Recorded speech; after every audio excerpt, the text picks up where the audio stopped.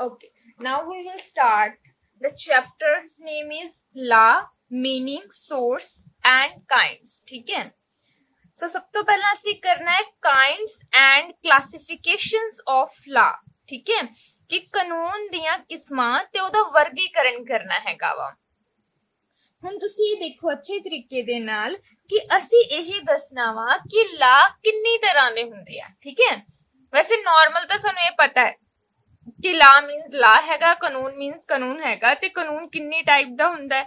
ਮਤਲਬ ਸਾਨੂੰ ਇਹ ਲੱਗਦਾ ਹੈ ਕਿ ਸਾਰੇ ਟਾਈਪ ਦੇ ਅਗਰ ਲਾ ਨੇ ਤੇ ਲਾ ਹੀ ਹੋਣਗੇ। ਠੀਕ ਹੈ? ਤਾਂ ਇਸ ਤਰ੍ਹਾਂ ਦਾ ਕੁਝ ਲੱਗਦਾ ਹੈ ਸਾਨੂੰ, ਜਦਕਿ ਸਾਡੇ ਜਿਹੜੇ ਲਾ ਨੇ ਡਿਫਰੈਂਟ ਟਾਈਪਸ ਦੇ ਹੈਗੇ ਨੇ। ਠੀਕ ਹੈ? ਕਹਿੰਦੇ ਜਿਹੜੇ ਕਿ ਸਾਡੇ ਰਿਲੇਸ਼ਨ ਦੱਸਦੇ ਹੈਗੇ ਆ ਕਾਨੂੰਨ ਦੇ ਨਾਲ ਹੈ। ਠੀਕ ਹੈ? ਜਾਂ ਫਿਰ ਕਨਵੈਨਸ਼ਨ ਰੀਤੀ ਰਿਵਾਜਾਂ ਦੇ ਨਾਲ ਹੈ, ਜਾਂ ਫਿਰ ਦੱਸਦੇ ਆ ਕਿ ਸਾਡਾ ਰਿਲੇਸ਼ਨ ਇੱਕ ਨਾਰਮਲ ਲਾਅ ਦੇ ਨਾਲ ਪੈ ਰਿਹਾ ਹੈਗਾ ਵਾ। ਸੋ ਇਸ ਤਰ੍ਹਾਂ ਦੀਆਂ ਚੀਜ਼ਾਂ ਜਿਹੜੀਆਂ ਹੈਗੀਆਂ ਦੱਸੀਆਂ ਜਾਂਦੀਆਂ ਨੇ ਕਿ ਕਿੰਨੇ ਟਾਈਪ ਦੇ ਜਿਹੜੇ ਲਾਅ ਹੈਗੇ ਨੇ। ਫਸਟ ਹੈਗਾ ਪ੍ਰਾਈਵੇਟ ਲਾਅ, ਰਾਈਟ ਡਾਊਨ ਕਰਦੇ ਰਹਿਣਾ ਨਾਲੋਂ ਨਾਲ। ਠੀਕ ਹੈ? ਫਸਟ ਹੈਗਾ ਵਾ ਕਹਿੰਦੇ ਕਿ ਇੱਕ ਰਿਲੇਸ਼ਨ ਨੂੰ, ਮਤਲਬ ਕਿ ਇੱਕ ਹਿਊਮਨ ਬੀਇੰਗ ਦਾ ਸਟੇਟ ਦੇ ਨਾਲ ਜਦੋਂ ਰਿਲੇਸ਼ਨ ਬਣਦਾ ਹੈ, ਇੱਕ ਹਿਊਮਨ ਬੀਇੰਗ ਦਾ ਸਟੇਟ ਦੇ ਨਾਲ ਜਦੋਂ ਰਿਲੇਸ਼ਨ ਬਣਦਾ ਹੈ ਤੇ ਕਿਹੜੇ ਟਾਈਪ ਦੇ ਜਿਹੜੇ ਲਾ ਨੇ, ਮਤਲਬ ਕਿਹੜੇ ਟਾਈਪ ਦੇ ਕਿਹੜੇ ਕਾਨੂੰਨ ਹੈਗੇ ਨੇ ਜਿਹੜੇ ਸਾਡੇ ਉੱਤੇ ਲੱਗਦੇ ਹੈਗੇ ਨੇ। ਫਸਟ ਹੈਗਾ ਪ੍ਰਾਈਵੇਟ ਲਾਅ। ਠੀਕ ਹੈ? ਪ੍ਰਾਈਵੇਟ ਲਾਅ ਜਿਸ ਨੂੰ ਕਹਿੰਦੇ ਆ ਵਿਅਕਤੀਗਤ ਕਾਨੂੰਨ। ਦੂਜੇ ਨੰਬਰ ਤੇ ਹੈਗਾ ਪਬਲਿਕ ਲਾ। ਪਬਲਿਕ ਲਾ ਦਾ ਮਤਲਬ ਹੈਗਾ ਸਰਵਜਨਿਕ ਕਾਨੂੰਨ। ਠੀਕ ਹੈ? ਤੀਸਰੇ ਨੰਬਰ ਤੇ ਹੈਗਾ ਇੰਟਰਨੈਸ਼ਨਲ ਲਾ, ਮਤਲਬ ਅੰਤਰਰਾਸ਼ਟਰੀ ਕਾਨੂੰਨ। ਇਹ ਤਿੰਨ ਟਾਈਪ ਦੇ ਲਾ ਹੈਗੇ ਨੇ। ਕਹਿੰਦੇ ਇਸ ਤੋਂ ਇਲਾਵਾ ਬਾਅਦ ਵਿੱਚ ਇਹਨਾਂ ਤੋਂ ਇਲਾਵਾ ਵੀ ਕੁਝ ਜਿਹੜੇ ਕਾਨੂੰਨ ਹੈਗੇ ਨੇ ਸਾਡੇ ਉੱਤੇ ਲਾਗੂ ਹੁੰਦੇ ਨੇ। ਸਟੈਟੂਟਰੀ ਲਾ, ਕਨਸਟੀਟਿਊਸ਼ਨਲ ਲਾ, ਕਾਮਨ ਲਾ, ਆਰਡੀਨਰੀ ਲਾ, ਜੱਜ ਮੇਡ ਲਾ, ਐਡਮਿਨਿਸਟ੍ਰੇਟਿਵ ਲਾ। ਇਹਨੂੰ ਲਿਖਣ ਦੀ ਹਜੇ ਲੋੜ ਨਹੀਂ, ਬਿਕੋਜ਼ ਮੈਂ ਕੱਲਾ ਜਿਹੜਾ ਲਾ ਹੈਗਾ ਵਾ ਤੁਹਾਨੂੰ ਐਕਸਪਲੇਨ ਕਰਵਾਉਂਗੀ। ਠੀਕ ਹੈ?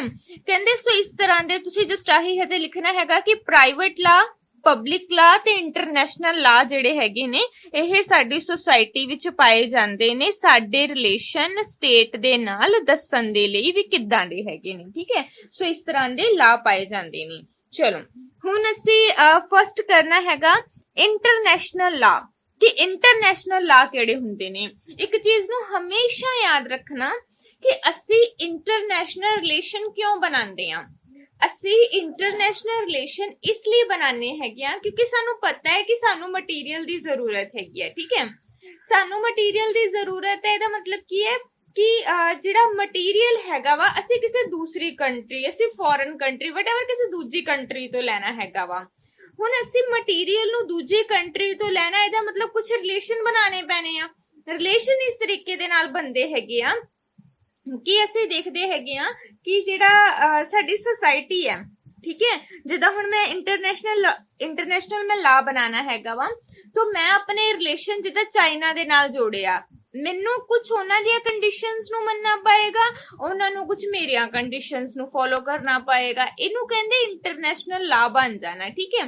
ਜਸਟ ਇੱਕ ਸੈਕਿੰਡ ਬੇਟਾ, ਮੇਰੀ ਹੁਣ ਆਵਾਜ਼ ਨਹੀਂ ਆਏਗੀ, ਜਸਟ ਇੱਕ ਸੈਕਿੰਡ ਦੀ ਗੱਲ ਹੈ।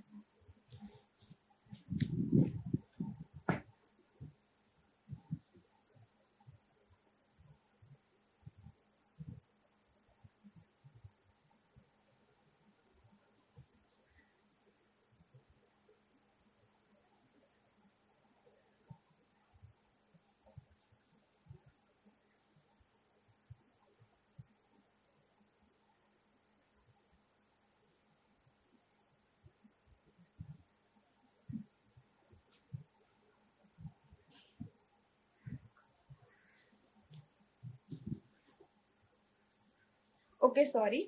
तो ਕਹਿੰਦੇ ਕਿ ਜਿਹੜੇ ਇੰਟਰਨੈਸ਼ਨਲ ਲਾ ਹੈਗੇ ਨੇ, ਮਤਲਬ ਜਿਹੜੇ ਕਿ ਅਸੀਂ ਦੂਸਰੀ ਕੰਟਰੀ ਦੇ ਨਾਲ ਜਿਹੜੇ ਵੀ ਰਿਲੇਸ਼ਨ ਬਣਾਣੇ ਨੇ ਉਹ ਸਾਡੇ ਰਿਲੇਸ਼ਨ ਅੱਛੇ ਤਰੀਕੇ ਦੇ ਨਾਲ ਬਣ ਸਕਣ, ਅੱਛੇ ਤਰੀਕੇ ਦੇ ਨਾਲ ਅਸੀਂ ਇੱਕ ਦੂਜੇ ਨੂੰ ਟ੍ਰੀਟ ਕਰ ਸਕੀਏ। ਸੋ ਅਸੀਂ ਇੱਕ ਦੂਜੇ ਨਾਲ ਲਾ ਸੈੱਟ ਕਰ ਲੈਣੇ ਹੈਗੇ ਆ।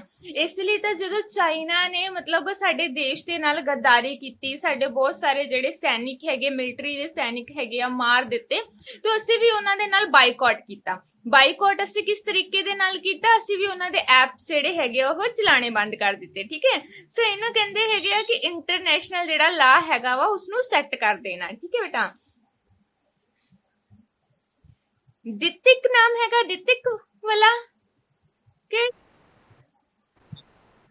ਬੇਟਾ ਤੁਸੀਂ ਪੋਲ ਸਾਇੰਸ ਰੱਖੀ ਹੈ बेटा? पोल साइंस सब्जेक्ट रखा, पॉलिटिकल साइंस बेटा? ये पॉलिटिकल साइंस की क्लास है डियर।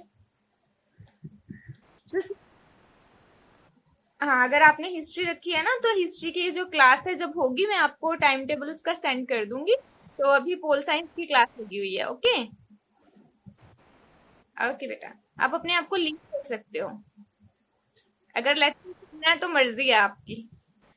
चलो ਸਟਾਰਟ ਕਰਦੇ ਹਾਂ। ਕਹਿੰਦੇ ਕਿ ਇੰਟਰਨੈਸ਼ਨਲ ਲਾਅ, ਯਾਨੀ ਕਿ ਇੰਟਰਨੈਸ਼ਨਲ ਲਾਅ ਦੇ ਵਿੱਚ ਅਸੀਂ ਕਿਹੜੀਆਂ ਚੀਜ਼ਾਂ ਹੋਰ ਐਡ ਕਰਾਂਗੇ? ਅਸੀਂ ਇੰਟਰਨੈਸ਼ਨਲ ਲਾਅ ਦੇ ਵਿੱਚ ਐਡ ਕਰਾਂਗੇ ਫੋਰ ਐਗਜ਼ਾਮਪਲ ਦੇ ਤੌਰ ਤੇ ਅਸੀਂ ਜਿਹੜੇ ਦੂਸਰੇ ਦੇਸ਼ਾਂ ਦੇ ਨਾਲ, ਦੂਸਰੀ ਕੰਟਰੀ ਦੇ ਨਾਲ ਅਸੀਂ ਟ੍ਰੀਟੀ ਕਰਦੇ ਹੈਗੇ ਆ। ਟ੍ਰੀਟੀ ਦਾ ਮਤਲਬ ਸਮਝਦੇ ਹੋ ਨਾ, ਅਸੀਂ ਦੂਜੇ ਦੇਸ਼ਾਂ ਦੇ ਨਾਲ ਸੰਧੀਆਂ ਵਗੈਰਾ ਕਰਦੇ ਆ।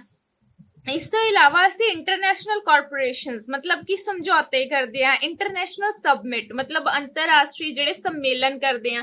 ਅਸੀਂ ਕਹਿੰਦੇ ਨਾ ਸਾਡੇ ਦੇਸ਼ ਦੇ ਜਿਹੜੇ ਲੀਡਰ ਹੈਗੇ ਆ ਫਲਾਣੇ ਦੇਸ਼ ਦੇ ਵਿੱਚ ਚਲੇ ਗਏ, ਫਲਾਣੇ ਦੇਸ਼ ਦੇ ਵਿੱਚ ਗਏ ਆ ਕੋਈ ਮੀਟਿੰਗ ਕਰਨ ਦੇ ਲਈ, ਇਹਨੂੰ ਬੋਲਦੇ ਸਬਮਿਟ ਕਰਨ ਦੇ ਲਈ ਗਏ ਆ। ਠੀਕ ਹੈ, ਸੋ ਇਸ ਤਰ੍ਹਾਂ ਦੀਆਂ ਚੀਜ਼ਾਂ। ਉਸ ਤੋਂ ਬਾਅਦ ਹੈਗਾ ਨੈਸ਼ਨਲ ਲਾ। ਨੈਸ਼ਨਲ ਲਾ ਹੁੰਦੇ ਆ ਜਿਹੜੇ ਸਾਡੀ ਕੰਟਰੀ ਦੇ ਬਸ ਅੰਦਰ ਹੁੰਦੇ ਆ। ਇੰਟਰਨੈਸ਼ਨਲ ਦਾ ਮਤਲਬ ਜਦੋਂ ਅਸੀਂ ਦੂਜੀ ਕੰਟਰੀ ਦੇ ਨਾਲ ਰਿਲੇਸ਼ਨ ਬਣਾਉਂਦੇ ਆ। ਨੈਸ਼ਨਲ ਦਾ ਮਤਲਬ ਹੈਗਾ ਜਦੋਂ ਅਸੀਂ ਆਪਣੀ ਹੀ ਸਟੇਟ ਦੇ ਵਿੱਚ ਰਹਿ ਕੇ ਕਿਸੇ ਵੀ ਟਾਈਪ ਦਾ ਕੋਈ ਵੀ ਲਾ ਕ੍ਰੀਏਟ ਕਰਦੇ ਆ। ਇਸ ਚੀਜ਼ ਨੂੰ ਸਮਝਣ ਦੀ ਕੋਸ਼ਿਸ਼ ਕਰਨਾ। ਠੀਕ ਹੈ, ਤੋਂ ਕਹਿੰਦੇ ਕਿ ਇਹ ਜਿਹੜੇ ਹੈਗੇ ਲਾ ਹਿਊਮਨ ਬੀਇੰਗ ਦੇ ਉੱਤੇ ਲਾਗੂ ਹੁੰਦੇ ਨੇ। ਸੋ ਕਹਿੰਦੇ ਕਿ ਹਿਊਮਨ ਬੀਇੰਗ ਜਿਹੜਾ ਹੈਗਾ ਵਾ ਸੋਸਾਇਟੀ ਵਿੱਚ ਰਹਿੰਦੇ ਹੋਏ ਅਗਰ ਉਹ ਇਹਨਾਂ ਲਾ ਵਗੈਰਾ ਦੀ ਪਾਲਣਾ ਨਹੀਂ ਕਰਦਾ, ਇਹ ਜਿਹੜੇ ਲਾ ਬਣਾਏ ਜਾਂਦੇ ਆ ਅਗਰ ਉਹ ਇਹਨਾਂ ਦੀ ਪਾਲਣਾ ਨਹੀਂ ਕਰਦਾ, ਮਤਲਬ ਇਹਨਾਂ ਨੂੰ ਫੋਲੋ ਨਹੀਂ ਕਰਦਾ ਇਹਨਾਂ ਰੂਲਸ ਨੂੰ, ਦੈਨ ਉਹਨੂੰ ਪਨਿਸ਼ ਕੀਤਾ ਜਾਂਦਾ ਹੈ। ਠੀਕ ਹੈ, ਉਸਨੂੰ ਪਨਿਸ਼ਮੈਂਟ ਦਿੱਤੀ ਜਾਂਦੀ ਹੈ। ਅੱਛਾ, ਹੁਣ ਦਿਮਾਗ ਦੇ ਵਿੱਚ ਇਹ ਵੀ ਆਂਦਾ ਵਾ ਕਿ ਉਹ ਕਿਹੜੇ ਲਾ ਨੇ ਜਿਨ੍ਹਾਂ ਨੂੰ ਅਸੀਂ ਸਟੇਟ ਲੈਵਲ ਦੇ ਲਾ ਕਹਿੰਦੇ ਹੈਗੇ ਆ, ਸਬ ਟਾਈਪ ਦੇ ਲਾ। ਠੀਕ ਹੈ, ਜਿਵੇਂ ਕਿ ਸਾਡੇ ਕਸਟਮਸ ਹੋ ਗਏ, ਸਾਡੇ ਰੀਤੀ ਰਿਵਾਜ ਹੋ ਗਏ, ਸਾਡੇ ਰਿਲੀਜੀਅਸ ਦੇ ਨਾਲ ਰਿਲੇਟਡ ਹੋ ਗਿਆ, ਸਾਡੇ ਕੋਰਟ ਵਗੈਰਾ, ਕੋਰਟ ਅਦਾਲਤਾਂ ਸਮਝਦੇ ਹੋ ਨਾ। ਕੋਰਟ ਅਗਰ ਕੋਈ ਵੀ ਕਿਸੇ ਵੀ ਤਰ੍ਹਾਂ ਦਾ ਡਿਸੀਜਨ ਲੈਂਦੀ ਆ, ਅਸੀਂ ਉਸਨੂੰ ਨਹੀਂ ਫੋਲੋ ਕਰਦੇ ਹੈਗੇ, ਦੈਨ ਸਾਨੂੰ ਪਨਿਸ਼ਮੈਂਟ ਨਾਲੋਂ ਨਾਲ ਜਿਹੜੀ ਹੈਗੀ ਆ ਉਹ ਮਿਲਦੀ ਰਹਿੰਦੀ ਆ। ਠੀਕ ਹੈ, ਸੋ ਇਸ ਤੋਂ ਇਲਾਵਾ ਕਹਿੰਦੇ ਕਿ ਜਿਹੜਾ ਸਾਡਾ ਨੈਸ਼ਨਲ ਲਾਅ ਹੈਗਾ ਵਾ ਇਹ ਵੀ ਦੋ ਟਾਈਪ ਦਾ ਹੈ। ਠੀਕ ਹੈ, ਟੂ ਟਾਈਪ ਆਫ ਲਾਅ। ਠੀਕ ਹੈ, ਦੋ ਤਰ੍ਹਾਂ ਦਾ ਲਾ ਹੈਗਾ ਵਾ ਜਿਹੜਾ ਨੈਸ਼ਨਲ ਲੈਵਲ ਤੇ ਹੈਗਾ। First is a constitution law, second is a ordinary law. Constitution law ਦਾ ਮਤਲਬ ਹੈਗਾ ਵਾ ਜਿਹੜਾ ਗਵਰਨਮੈਂਟ ਦੇ ਵੱਲੋਂ ਬਣਾਇਆ ਗਿਆ ਹੈਗਾ ਵਾ, ਜਿਹੜਾ ਸਾਡੀ ਕਨਸਟੀਟਿਊਸ਼ਨ ਦੀ ਬੁੱਕ ਦੇ ਵਿੱਚ ਦਿੱਤਾ ਗਿਆ ਵਾ। ਤੁਹਾਨੂੰ ਪਤਾ ਹੀ ਹੋਏਗਾ ਕਿ ਜਿੰਨੇ ਵੀ ਅੱਜ ਤੱਕ ਦੇ ਲਾ ਬਣੇ ਹੈਗੇ ਆ, ਕੋਈ ਵੀ ਰੂਲ ਬਣਿਆ ਹੈਗਾ, ਸਾਰੇ ਲਿਖੇ ਕਿੱਥੇ ਹੁੰਦੇ ਆ? ਸਾਡੇ ਕਨਸਟੀਟਿਊਸ਼ਨ ਵਿੱਚ ਹੀ ਤਾਂ ਲਿਖੇ ਹੁੰਦੇ ਆ, ਹੈ ਨਾ। ਤਾਂ ਇਸ ਟਾਈਪ ਦੇ ਜਿਹੜੇ ਲਾ ਹੈਗੇ ਆ ਸਾਡੇ ਕਨਸਟੀਟਿਊਸ਼ਨ ਦੇ ਵਿੱਚ ਆਲਰੇਡੀ ਲਿਖੇ ਹੁੰਦੇ ਆ। ਉਹਦੇ ਵਿੱਚ ਮਤਲਬ ਗਵਰਨਮੈਂਟ ਦੇ ਪਾਰਟ, ਗਵਰਨਮੈਂਟ ਦਾ ਜਿਹੜਾ ਕੰਮ ਹੈਗਾ, ਵਰਕ ਤੇ ਗਵਰਨਮੈਂਟਸ ਦੀਆਂ ਜਿਹੜੀਆਂ ਪਾਵਰ ਹੈਗੀਆਂ ਟੋਟਲੀ ਫਿਕਸਡ ਕਰ ਦਿੱਤੀਆਂ ਜਾਂਦੀਆਂ। ਕਿੱਚ ਫਿਕਸਡ ਕੀਤੀਆਂ ਜਾਂਦੀਆਂ ਨੇ? ਸਾਡੇ ਕਨਸਟੀਟਿਊਸ਼ਨ 'ਚ ਫਿਕਸਡ ਕੀਤੀਆਂ ਜਾਂਦੀਆਂ ਨੇ। ਕਿਉਂ ਕੀਤੀਆਂ ਜਾਂਦੀਆਂ ਨੇ? ਤਾਂ ਜੋ ਗਵਰਨਮੈਂਟ ਆਪਣੇ ਬਿਹਾਫ ਤੇ ਨਾ ਕੋਈ ਰੂਲ ਬਣਾ ਲਵੇ, ਆਪਣੇ ਬਿਹਾਫ ਤੇ ਨਾ ਕੋਈ ਡਿਸੀਜਨ ਲੈ ਲੇ। ਇਸ ਲਈ ਕਨਸਟੀਟਿਊਸ਼ਨ ਦੇ ਵਿੱਚ ਸਾਰੀਆਂ ਚੀਜ਼ਾਂ ਆਲਰੇਡੀ ਜਿਹੜੀਆਂ ਹੈਗੀਆਂ ਨੇ ਫਿਕਸਡ ਕਰ ਦਿੱਤੀਆਂ ਜਾਂਦੀਆਂ ਨੇ।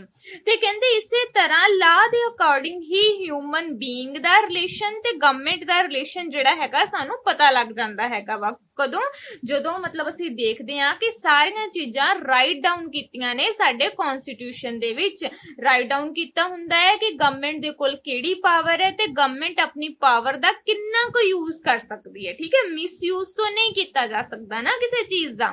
ਮਿਸਯੂਜ਼ ਅਸੀਂ ਕਦੋਂ ਕਰਦੇ ਹਾਂ? ਜਦੋਂ ਸਾਨੂੰ ਪਤਾ ਹੀ ਨਹੀਂ ਕਿ ਸਾਡੀ ਲਿਮਟ ਕੀ ਹੈ, ਅਸੀਂ ਚੀਜ਼ਾਂ ਮਿਸਯੂਜ਼ ਕਰਨੀਆਂ ਸਟਾਰਟ ਕਰ ਦਿੰਦੇ ਆ। ਜਦੋਂ ਸਾਨੂੰ ਸਾਡੀ ਲਿਮਟ ਪਤਾ ਚੱਲਦੀ ਹੈ ਦੈਨ ਅਸੀਂ ਚੀਜ਼ਾਂ ਨੂੰ ਮਿਸਯੂਜ਼ ਨਹੀਂ ਕਰਦੇ, ਹੈ ਨਾ।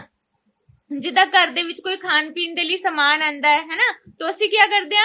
ਅਗਰ ਤਾਂ ਸਾਨੂੰ ਪਤਾ ਹੈ ਕਿ ਸਭ ਨੇ ਖਾਣਾ ਹੈ ਤਾਂ ਠੀਕ ਹੈ, ਸਾਨੂੰ ਸਾਡੀ ਲਿਮਟ ਪਤਾ ਹੈ। ਅਗਰ ਨਹੀਂ ਪਤਾ ਲਿਮਟ ਤਾਂ ਅਸੀਂ ਸਾਰਾ ਹੀ ਖਾ ਜਾਂਦੇ ਆ। ਸੋ ਗਵਰਨਮੈਂਟ ਵੀ ਇਸੇ ਤਰ੍ਹਾਂ ਦੀ ਹੈ। ਜਦੋਂ ਤੱਕ ਅਸੀਂ ਉਹਨੂੰ ਲਿਮਟ ਨਹੀਂ ਦੱਸਾਂਗੇ, ਗਵਰਨਮੈਂਟ ਤੇ ਏਦਾਂ ਦੇ ਰੂਲ ਬਣਾ ਦੇਗੀ, ਸਾਨੂੰ 2 ਦਿਨਾਂ 'ਚ ਖਾ ਜਾਏਗੀ। ਲੇਕਿਨ ਕਨਸਟੀਟਿਊਸ਼ਨ ਦੇ ਵਿੱਚ ਗਵਰਨਮੈਂਟ ਦੇ ਦੁਆਰਾ ਗਵਰਨਮੈਂਟ ਨੇ ਕੀ ਕਰਨਾ, ਕਿੰਨੀ ਕੁ ਪਾਵਰ ਆ, ਆਲਰੇਡੀ ਰੂਲ ਜਿਹੜੇ ਹੈਗੇ ਸੈੱਟ ਕੀਤੇ ਹੈਗੇ ਨੇ, ਇਸ ਲਈ ਤਾਂ ਗਵਰਨਮੈਂਟ ਸਾਡੇ ਤੇ ਬਹੁਤੇ ਰੂਲ ਨਹੀਂ ਬਣਾ ਸਕਦੀ। ਅਗਰ ਬਣਾਉਂਦੀ ਹੈ ਤਾਂ ਉਸ ਟਾਈਪ ਦੇ ਅਕੋਰਡਿੰਗ ਸਾਡੀ ਪਨਿਸ਼ਮੈਂਟ ਸੈੱਟ ਹੋ ਜਾਂਦੀ ਹੈਗੀ ਆ, ਤੇ ਉਹ ਲਾ ਅਗਰ ਸਾਡੇ ਬੈਨੀਫਿਟ ਲਈ ਆ ਤਾਂ ਬਣਾਉਂਦੀ ਹੈ। ਇਸ ਤਰ੍ਹਾਂ ਨਹੀਂ ਹੈ ਕਿ ਉਹ ਸਾਡੀ ਡਿਕਟੇਟ, ਸਾਡੇ ਉੱਤੇ ਡਿਕਟੇਟ ਕਰਨ ਦੇ ਲਈ, ਡਿਕਟੇਟ ਦਾ ਮਤਲਬ ਸਮਝਦੇ ਨਾ, ਤਾਨਾਸ਼ਾਹ ਜਿਸ ਨੂੰ ਬੋਲਦੇ ਹੈਗੇ ਆ, ਸਾਡੇ ਉੱਤੇ ਡਿਕਟੇਟ ਕਰਨ ਦੇ ਲਈ ਉਹ ਕੋਈ ਰੂਲ ਨਹੀਂ ਬਣਾ ਸਕਦੀ ਹੈਗੀ, ਠੀਕ ਹੈ। ਮੈਂ ਕਿਹਾ ਸੀ ਨੈਸ਼ਨਲ ਲਾ ਜਿਹੜੇ ਹੈਗੇ ਆ ਦੋ ਟਾਈਪ ਦੇ ਨੇ। ਪਹਿਲਾਂ ਮੈਂ ਤੁਹਾਨੂੰ ਕਿਹਾ ਕਨਸਟੀਟਿਊਸ਼ਨ ਲਾ, ਦੂਸਰਾ ਹੈਗਾ ਆਰਡੀਨਰੀ ਲਾ। ਆਰਡੀਨਰੀ ਲਾ ਜਿਹਦਾ ਮਤਲਬ ਹੈਗਾ ਵਾ ਜਿਹੜੇ ਹਿਊਮਨ ਬੀਇੰਗ ਦੇ ਡੇ ਬਾਏ ਦਾ ਜੋ ਵੀ ਉਹ ਕਰਦਾ ਵਾ, ਹਿਊਮਨ ਬੀਇੰਗ ਜੋ ਵੀ ਉਹਦਾ ਲਾਈਫ ਸਟਾਈਲ ਆ ਉਹਦੇ ਅਕੋਰਡਿੰਗ ਜੋ ਸੈੱਟ ਕੀਤਾ ਜਾਂਦਾ ਵਾ। ਕਹਿੰਦੇ ਕਿ ਇਹਨਾਂ ਦੇ ਵੀ ਕਾਨੂੰਨ ਦੇ ਯਾਨੀ ਕਿ ਜਿਹੜਾ ਸਾਡਾ ਲਾ ਹੈਗਾ ਵਾ, ਕਹਿੰਦੇ ਉਹਦੇ ਵਿੱਚ ਉਹਨੂੰ ਮਾਨਤਾ ਦਿੱਤੀ ਗਈ ਆ, ਅਪਰੂਵਲ ਦਿੱਤੀ ਗਈ ਹੈ ਕਿ ਕਾਮਨ ਲਾ ਯਾਨੀ ਕਿ ਆਰਡੀਨਰੀ ਲਾ ਵੀ ਇੱਕ ਲਾ ਹੈਗਾ ਜਿਹੜੇ ਹਿਊਮਨ ਬੀਇੰਗ ਦੀਆਂ ਡੇ ਬਾਏ ਦੀਆਂ ਜੋ ਵੀ ਨੀਡਸ ਨੇ, ਜਾਂ ਹਿਊਮਨ ਬੀਇੰਗ ਆਪਣੇ ਡੇ ਬਾਏ ਦੇ ਵਿੱਚ ਜੋ ਵੀ ਕਰਦਾ ਹੈਗਾ ਉਹਦੇ ਅਕੋਰਡਿੰਗ ਜੋ ਚੀਜ਼ਾਂ ਸੈੱਟ ਕੀਤੀਆਂ ਗਈਆਂ ਨੇ, ਠੀਕ ਹੈ। ਹੁਣ ਡੇ ਬਾਏ ਦੇ ਵਿੱਚ ਜੋ ਵੀ ਉਹ ਚੀਜ਼ਾਂ ਕਰਦਾ, ਫੋਰ ਐਗਜ਼ਾਮਪਲ ਦੇ ਤੌਰ ਤੇ ਜਦੋਂ ਉਹ ਬਾਹਰ ਨਿਕਲਦਾ ਹੈਗਾ ਵਾ, ਜਾਂ ਫਿਰ ਜਦੋਂ ਘਰ ਤੋਂ ਬਾਹਰ ਨਿਕਲਦਾ ਵਾ, ਜਾਂ ਫਿਰ ਉਹ ਮਾਰਕੀਟ ਦੇ ਵਿੱਚ ਜਾਂਦਾ ਹੈਗਾ ਵਾ, ਉਹ ਕਈ ਟਾਈਪ ਦੇ ਲਾਅ ਬਣੇ ਹੋਏ ਆ, ਠੀਕ ਹੈ, ਕਈ ਟਾਈਪ ਦੇ ਲਾਅ ਬਣੇ ਹੋਏ ਆ। ਹੁਣ ਉਹ ਜਿਹੜੇ ਲਾਅ ਬਣੇ ਹੋਏ ਆ ਅਗਰ ਅਸੀਂ ਉਹਨਾਂ ਨੂੰ ਫੋਲੋ ਨਾ ਕਰੀਏ, ਗਵਰਨਮੈਂਟ ਦੇ ਵੱਲੋਂ ਪਨਿਸ਼ਮੈਂਟ ਦਿੱਤੀ ਜਾਂਦੀ। ਹੁਣ ਮੈਂ ਕਹਾਂ ਜੀ ਮੈਂ ਰੋਡ ਤੇ ਜਾਣਾ, ਪਰ ਰੋਡ ਦੇ ਵਿੱਚ ਜਿਹੜੀਆਂ ਵਾਈਟ ਕਲਰ ਦੀਆਂ ਲਾਈਨਸ ਬਣੀਆਂ ਨੇ ਨਾ ਜੀ, ਮੈਂ ਤਾਂ ਜੀ ਉੱਤੇ ਤੁਰਨਾ ਹੈ, ਪੋਸਿਬਿਲਿਟੀ ਹੈ? ਨਹੀਂ ਪੋਸਿਬਿਲਿਟੀ। ਇਹਨੂੰ ਕਹਿੰਦੇ ਆ ਕਿ ਡੇ ਬਾਏ ਦੇ ਉੱਤੇ ਸਾਡੇ ਕੁਝ ਰੂਲ ਬਣੇ ਆ ਕਿ ਥੋੜਾ ਅਕਲ ਦੇ ਨਾਲ ਕੰਮ ਲੈਣਾ ਵਾ, ਤੇ ਰਾਈਟ ਸਾਈਡ ਜਾਂ ਲੈਫਟ ਸਾਈਡ ਜਿਹੜੀ ਵੀ ਸਾਈਡ ਤੁਹਾਨੂੰ ਦਿੱਤੀ ਹੈ ਉੱਤੇ ਤੁਸੀਂ ਚੱਲਣਾ ਹੈਗਾ ਵਾ, ਠੀਕ ਹੈ। ਆਪਣੀ ਮਰਜ਼ੀ ਨਹੀਂ ਕਰਨੀ ਕਿ ਵਿਚਕਾਰੇ ਚੱਲਣਾ ਸਟਾਰਟ ਕਰ ਦੋ। ਸੋ ਗਵਰਨਮੈਂਟ ਨੇ ਸਾਡੇ ਡੇ ਬਾਏ ਦੇ ਲਈ ਵੀ ਕੁਝ ਨੀਡਸ ਜਿਹੜੀਆਂ ਹੈ, ਕੁਝ ਰੂਲ ਰੈਗੂਲੇਸ਼ਨ ਜਿਹੜੇ ਹੈਗੇ ਨੇ ਉਹ ਸੈੱਟ ਕੀਤੇ ਹੋਏ ਨੇ, ਠੀਕ ਹੈ।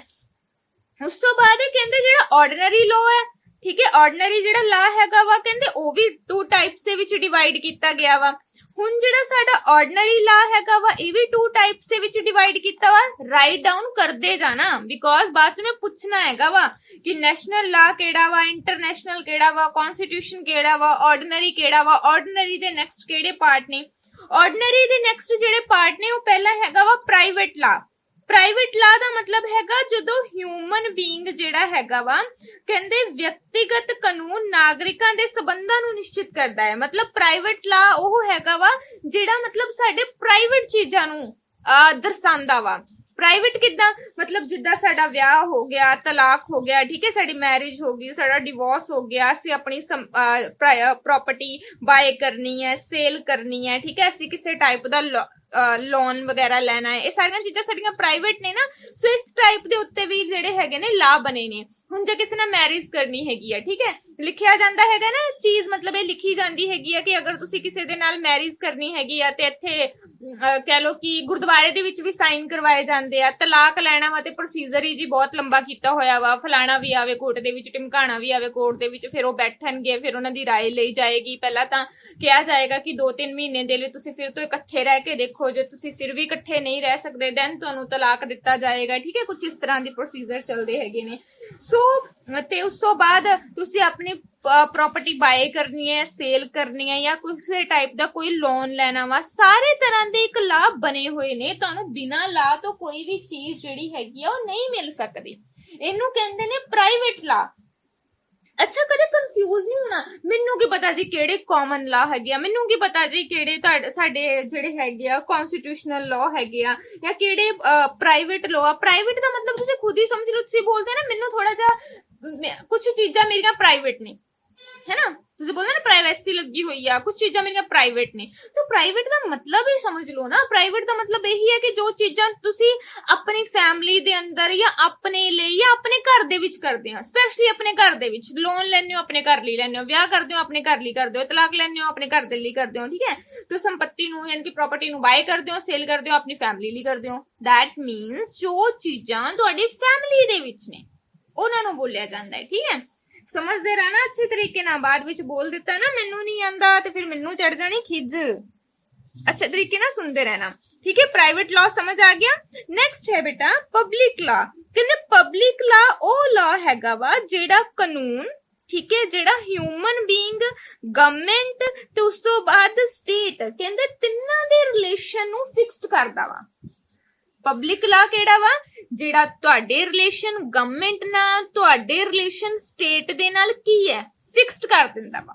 ਪਬਲਿਕ ਤਾਂ ਕਿਉਂਕਿ ਉਹੀ ਹੋਇਆ ਨਾ, ਪ੍ਰਾਈਵੇਟ ਮੈਂ ਬੋਲਿਆ ਫੈਮਿਲੀ, ਪਬਲਿਕ ਮੈਂ ਬੋਲਿਆ ਤੁਹਾਨੂੰ ਸਾਰਿਆਂ ਦਾ ਜੋੜਤਾ ਪਬਲਿਕ ਦੇ ਨਾਲ ਵੀ, ਠੀਕ ਹੈ, ਯਾਨੀ ਕਿ ਗਵਰਨਮੈਂਟ ਦੇ ਨਾਲ ਵੀ ਜੋੜ ਦਿੱਤਾ, ਸਟੇਟ ਦੇ ਨਾਲ। ਜਦੋਂ ਮੈਂ ਬੋਲਿਆ ਪਬਲਿਕ ਨਾਲ ਜੋੜ ਦਿੱਤਾ ਮਤਲਬ ਸਟੇਟ ਨਾਲ ਜੋੜ ਦਿੱਤਾ। ਜਦੋਂ ਮੈਂ ਤੁਹਾਨੂੰ ਇਹ ਚੀਜ਼ ਬੋਲੀ ਕਿ ਗਵਰਨਮੈਂਟ ਦੇ ਨਾਲ ਜੋੜ ਦਿੱਤਾ ਮਤਲਬ ਗਵਰਨਮੈਂਟ ਦੇ ਕੁਝ ਕੁ ਪਰਸਨ ਦੇ ਨਾਲ ਵੀ ਤੁਹਾਡਾ ਰਿਲੇਸ਼ਨ ਜੋੜ ਦਿੱਤਾ।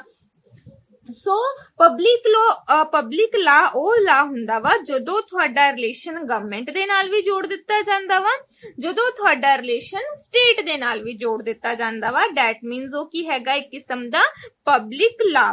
ਹੁਣ ਪਬਲਿਕ ਲਾ ਦੇ ਵਿੱਚ ਕੀ ਆਂਦਾ ਵਾ, ਕਹਿੰਦੇ ਜਦੋਂ ਤੁਸੀਂ ਕਿਸੇ ਟਾਈਪ ਦੀ ਰੋਬਰੀ ਕਰ ਲੈਂਦੇ ਹੋ, ਚੋਰੀ ਕਰ ਲੈਂਦੇ ਹੋ, ਠੀਕ ਹੈ, ਡਕੈਤੀ ਕਰ ਲੈਂਦੇ ਹੋ, ਕਿਸੇ ਦਾ ਮਰਡਰ ਕਰ ਦਿੰਦੇ ਹੋ, ਠੀਕ ਹੈ, ਕਿਸੇ ਦੇ ਨਾਲ ਧੋਖੇਬਾਜ਼ੀ ਕਰਦੇ ਹੈਗੇ ਹੋ, ਤਾਂ ਸਜ਼ਾ ਦਿੱਤੀ ਜਾਂਦੀ ਹੈ ਨਾ ਇਹਨਾਂ ਸਾਰੀਆਂ ਚੀਜ਼ਾਂ ਦੀ।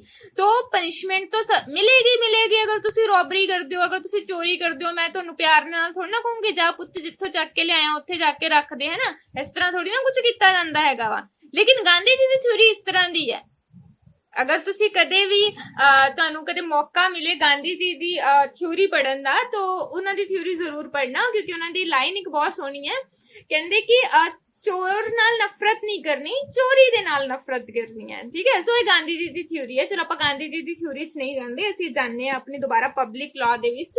ਕਹਿੰਦੇ ਕਿ ਚੋਰੀ ਕਰਦੇ ਹੋ, ਡਕੈਤੀ ਕਰਦੇ ਹੋ, ਮਰਡਰ ਕਰ ਦਿੰਦੇ ਹੋ ਕਿਸੇ ਦਾ, ਦੈਨ ਪਨਿਸ਼ਮੈਂਟ ਸੈੱਟ ਹੈਗੀਆਂ ਨੇ, ਜੋ ਵੀ ਕਰੋਗੇ ਪਨਿਸ਼ਮੈਂਟ ਨਾਲੋਂ ਨਾਲ ਜਿਹੜੀ ਹੈਗੀ ਤੁਹਾਨੂੰ ਮਿਲਦੀ ਜਾਏਗੀ। ਉਹਨੂੰ ਬੋਲਦੇ ਆ ਪਬਲਿਕ ਲਾ। ਸਮਝ ਆ ਰਹੀ ਹੈ ਨਾ ਚੀਜ਼ਾਂ ਦੀ, ਠੀਕ ਹੈ, ਪਬਲਿਕ ਲਾ। ਉਸ ਤੋਂ ਬਾਅਦ ਤੁਹਾਡਾ ਹੈਗਾ, ਕਹਿੰਦੇ ਹੁਣ ਜਿਹੜਾ ਹੈਗਾ ਵਾ ਪਬਲਿਕ ਲਾ ਵਾ, ਪਬਲਿਕ ਲਾ ਵੀ ਨੈਕਸਟ 2 ਪਾਰਟ ਦੇ ਵਿੱਚ ਡਿਵਾਈਡ ਹੈਗਾ ਵਾ।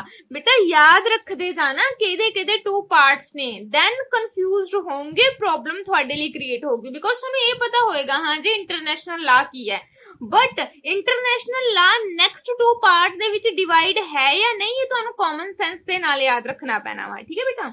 ਉਸ ਤੋਂ ਬਾਅਦ ਤੁਹਾਡਾ ਹੈਗਾ ਵਾ, ਕਹਿੰਦੇ ਕਿ ਜਿਹੜਾ ਤੁਹਾਡਾ ਪਬਲਿਕ ਲਾ ਹੈਗਾ ਵਾ ਇਹ ਵੀ ਨੈਕਸਟ 2 ਪਾਰਟ ਦੇ ਵਿੱਚ ਡਿਵਾਈਡ ਹੈ। The first one is the general ਲਾ, ਠੀਕ ਹੈ।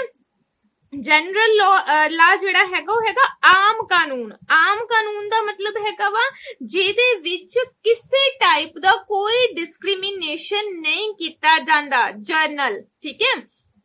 ਜਨਰਲ ਦਾ ਮਤਲਬ ਆਮ ਹੁੰਦਾ ਹੈ। ਜਨਰਲ ਸਮਝਦੇ ਹੋ ਨਾ, ਸਭ ਦੇ ਲਈ ਇੱਕੋ ਜਿਹਾ, ਠੀਕ ਹੈ। ਅਗਰ ਕਹਿੰਦੇ ਕਿ ਕੋਈ ਜਿਹੜਾ ਹੈਗਾ ਗਵਰਨਮੈਂਟ ਦਾ ਪਰਸਨ ਜਿਹੜਾ ਹੈਗਾ ਵਾ ਉਹ ਕ੍ਰਾਈਮ ਕਰਦਾ ਵਾ, ਦੈਨ ਜਿਹੜਾ ਆਮ ਪਰਸਨ ਹੈਗਾ ਉਹ ਕ੍ਰਾਈਮ ਕਰਦਾ ਵਾ, ਪਨਿਸ਼ਮੈਂਟ ਦੋਵਾਂ ਨੂੰ ਸੇਮ ਆ। ਜਸਟ ਐਨੀ ਲਾਈਨ ਲਿਖ ਲਓ, ਠੀਕ ਹੈ। ਜਨਰਲ ਲਾ ਦਾ ਮਤਲਬ ਹੈਗਾ ਵਾ ਜਦੋਂ ਤਾਂ ਕੋਈ ਪਰਸਨ ਕ੍ਰਾਈਮ ਕਰਦਾ ਗਵਰਨਮੈਂਟ ਦਾ, ਦੈਨ ਜਦੋਂ ਕੋਈ ਪਰਸਨ ਕ੍ਰਾਈਮ ਕਰਦਾ ਹੈਗਾ ਵਾ ਨਾਰਮਲ ਇਨਸਾਨ, ਜਦੋਂ ਦੋਵਾਂ ਨੂੰ ਸੇਮ ਪਨਿਸ਼ਮੈਂਟ ਦਿੱਤੀ ਜਾਂਦੀ ਹੈ ਨਾ, ਤਾਂ ਉਹਦਾ ਕੀ ਮਤਲਬ ਹੈਗਾ ਵਾ ਕਿ ਇਹ ਕਿਸਮ ਦਾ ਜਨਰਲ ਲਾ ਹੈਗਾ ਵਾ ਕਿ ਸਭ ਦੇ ਲਈ ਇੱਕੋ ਜਿਹਾ ਵਾ। ਇਹਦੇ ਵਿੱਚ ਕਿਸੇ ਵੀ ਤਰ੍ਹਾਂ ਦਾ ਕੋਈ ਡਿਸਕ੍ਰਿਮੀਨੇਸ਼ਨ ਨਹੀਂ ਕੀਤਾ ਜਾ ਸਕਦਾ, ਭੇਦਭਾਵ ਨਹੀਂ ਕੀਤਾ ਜਾ ਸਕਦਾ। ਨੈਕਸਟ ਹੈਗਾ ਐਡਮਿਨਿਸਟ੍ਰੇਟਿਵ ਲਾ। ਐਡਮਿਨਿਸਟ੍ਰੇਟਿਵ ਲਾ ਦਾ ਮਤਲਬ ਹੈਗਾ ਪ੍ਰਸ਼ਾਸਨਿਕ ਕਾਨੂੰਨ।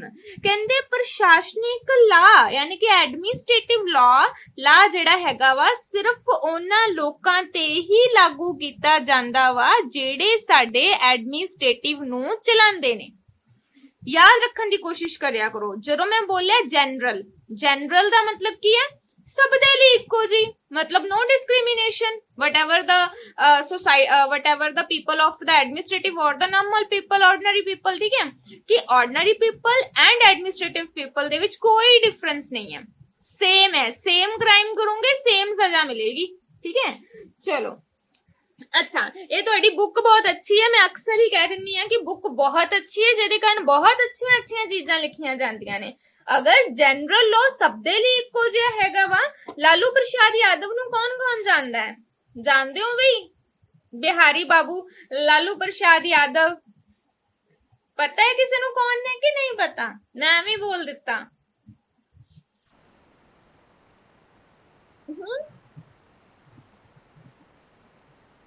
है मतलब जानते हो, है ना। आप सोच के देखो 1993 मेरी बर्थ डेट पता नहीं कदों दी है ना, तो ज्यादा बुजुर्ग नहीं है मैं, चलो वटएवर। तो कहते 1993 ਦਾ ਉੱਤੇ ਇੱਕ ਕੇਸ ਚੱਲਿਆ ਸੀਗਾ ਕਿ ਉਸਨੇ ਕੁਝ ਚਾਰਾ ਘੁਟਾਲਾ ਕੀਤਾ ਹੈ, ਉਸਤੇ ਕੇਸ ਚੱਲਿਆ ਸੀਗਾ ਤੇ ਉਹਨੂੰ ਸਜ਼ਾ ਕਦੋਂ ਮਿਲੀ 2018 ਦੇ ਵਿੱਚ। ਅੱਛਾ ਹੁਣ ਇਹਨੂੰ ਜਨਰਲ ਲੋ ਕਵਾਂਗੇ, ਇਹਨੂੰ ਇਹ ਕਵਾਂਗੇ ਕਿ ਹਾਂ ਸਭ ਦੇ ਲਈ ਇੱਕੋ ਜਿਹਾ ਵਾ, ਕੋਈ ਡਿਸਕ੍ਰਿਮੀਨੇਸ਼ਨ ਨਹੀਂ ਹੈ। ਸਭ ਤੋਂ ਵੱਡਾ ਹੀ ਡਿਸਕ੍ਰਿਮੀਨੇਸ਼ਨ ਹੈ 1993 ਦੇ ਵਿੱਚ ਤੁਸੀਂ ਕ੍ਰਾਈਮ ਕਰ ਰਹੇ ਹੋ, ਸਜ਼ਾ ਤੁਹਾਨੂੰ 2018 ਦੇ ਵਿੱਚ ਮਿਲ ਰਹੀ ਹੈਗੀ ਆ। ਚਲੋ ਵਿੱਚ ਵਿਚਾਲੇ ਜਿਹੜੀ ਸਜ਼ਾ ਮਿਲਦੀ ਆ ਓਕੇ ਆ, ਕਦੇ ਇੱਕ ਅੱਧਾ ਦਿਨ ਹਨਾ, ਜਿੱਦਾਂ ਆਪਾਂ ਘੁੰਮਣ ਫਿਰਨ ਦੇ ਲਈ ਬਾਹਰ ਜਾਏ ਹੁੰਦੇ ਆ, ਘੁੰਮਣ ਫਿਰਨ ਦੇ ਲਈ ਜੇਲ੍ਹ 'ਚ ਜਾਏ ਹੁੰਦੇ ਆ, ਠੀਕ ਹੈ। ਤੇ ਇੱਕ ਅੱਧੇ ਦਿਨ ਦੀ ਕਿਆ ਸਜ਼ਾ ਹੋਈ ਜਦੋਂ ਸਾਨੂੰ ਪਤਾ ਵੀ ਨਹੀਂ ਲੱਗਾ ਪਰਸਨ ਜੇਲ੍ਹ 'ਚ ਆ ਕਿ ਨਹੀਂ।